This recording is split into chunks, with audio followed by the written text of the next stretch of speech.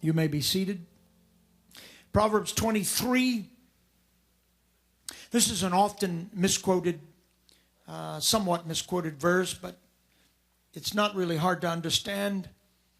And it's a profound word from the wise writer of Proverbs. Paraphrasing it a bit, when you sit down to eat with the world, when you have to interact with the world and all the powers and the riches and the different elements that exist in this world, be very careful when you do that. And verse number 6 puts it this way: Eat thou not the bread of him that hath an evil eye, neither desire thou his dainty meats. Now, if you catch verse 4, look at it. It says, labor not to be rich. Cease from thine own wisdom. Wilt thou set thine eyes upon that which is not? Be careful. Don't pursue something that isn't real, or that it isn't satisfying. It doesn't work. It doesn't provide salvation. It doesn't provide peace. It doesn't provide hope. So, wilt thou set thine eyes upon that which is not? For riches certainly make themselves wings. They fly away as an eagle toward heaven. Eat thou not the bread of him that hath an evil eye, neither desire thou his dainty meats. And then we come to verse 7. For as a man thinketh in his heart, so is he. Eat and drink, and saith he to thee, but his heart is not with thee. Now there is a very deep and challenging thought. Be careful. Be careful about this world, its philosophies, its thinking. Be careful of how you look at riches and position and power and influence and all the things connected with the world. Because it's possible that the world talks to us in a way in which we cannot fully understand it. Just as the wise man describes it as sitting down with the certain sort of man, this selfish kind of worldly person, who does not really reveal his heart. Doesn't really tell you who he is. He speaks to you in lies. Be careful when you sit down with his dainty meats, that you understand that he's not giving you the full measure, the full revelation of his heart. As a man thinketh, however, in his heart. Not how he speaks, not what he says, but what he thinks in his heart.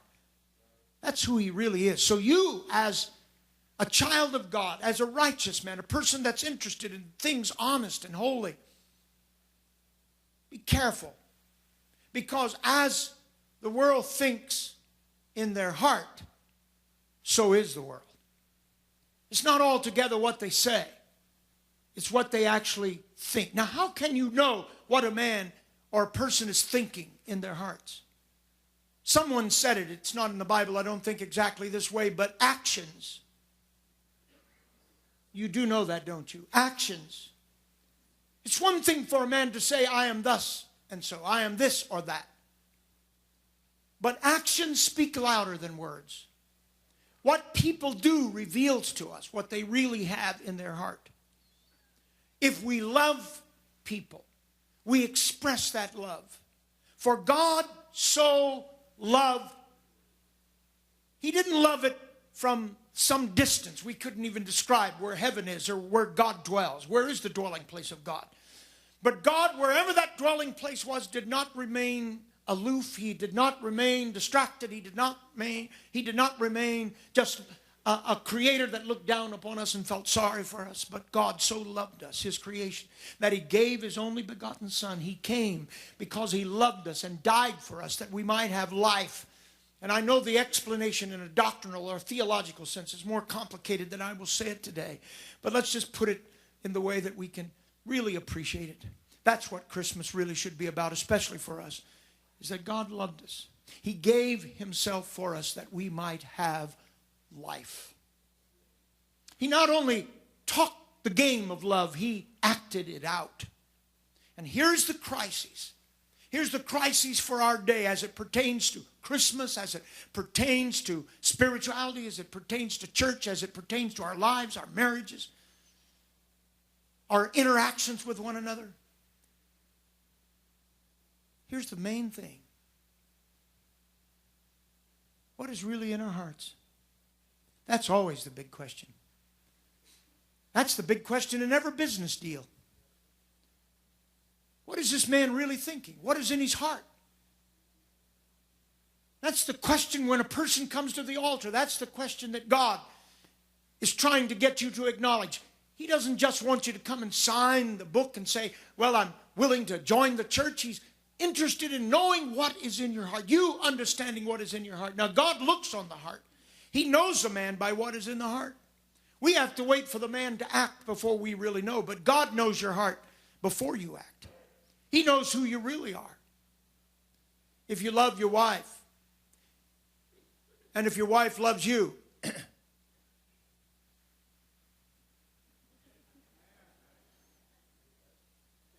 you're going to know it by their actions, their sensitivity, and all those kinds of things.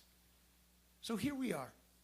Here we are in this complicated world, and we can't, Bishop Rodenbush, we can't just sit down and have a conversation with the world as if we can kind of work it all out. Because we already can see that when the world decides to express itself, I thought it was interesting, when the world decides to express itself, it kind of weighs out. Where are the numbers? How can we get this done according to our own agendas and ideas? We're fighting a great battle now with what we sometimes refer to as the homosexual agenda, but it's different than that. I noticed the paper today had another huge story. The Indianapolis Star, I'm not sure if you should even take the Indianapolis Star. It's getting a little wearisome. But I noticed there was a little pushback today by Kurt Smith, who is... Kurt Smith is the president of the Indiana Institute. He says now we're coming up to a new General Assembly here in Indiana. And some are threatening to do this or that. He's got a long article about threatening more and more the rights of Christians, more and more the ideas of righteousness and holiness, he says. And we have put a new lawsuit into place against the state of Indiana. And this lawsuit serves notice that we are ready to fight back.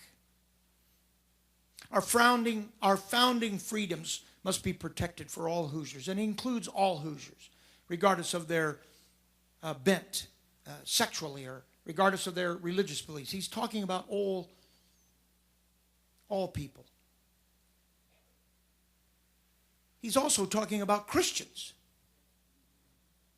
And he makes note that something really horrible is happening around the country and also in the state of Indiana, which is very evident. If you could get close to politicians, you would know that this is true. And he puts it this way, he said there is a hostility to people of faith in government, and it's beginning to show up in government, a hostility toward Christianity. See, you can't just sit down with this world. You can't sit down with Hollywood and say, well, you know, we're going to be able to get along. We're going to be able to get along with all the manufacturers of the video games that our children are almost inevitably addicted to in some cases. We can't just sit down casually and think we can believe everything that Hollywood says to our children and to our minds and hearts. And certainly, now just stay with me. This is a Christmas sermon.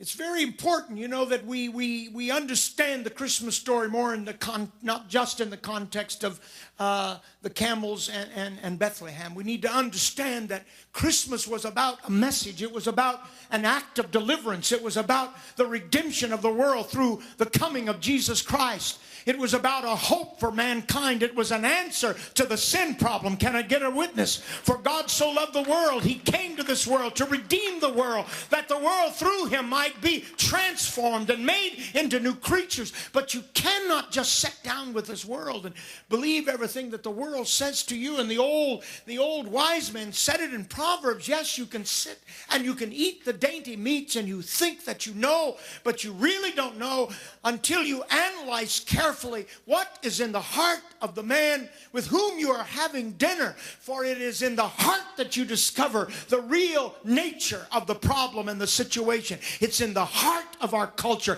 It's in the heart of our people. There is where we discover what I appreciate everybody that's trying to solve. Please don't take this the wrong way. I do understand all the people, maybe many people are honest and sincere about gun control. Other people are sincere about this action.